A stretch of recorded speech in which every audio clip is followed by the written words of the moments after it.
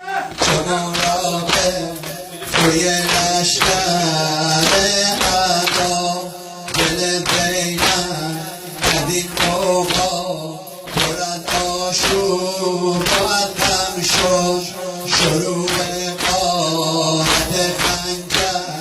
به شورشم به ویران کرد پریشان انبیا یکتر روان در جان خاتم شد حسین جانم حسین جانم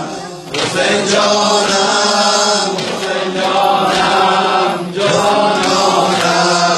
حسین جانم حسین جانم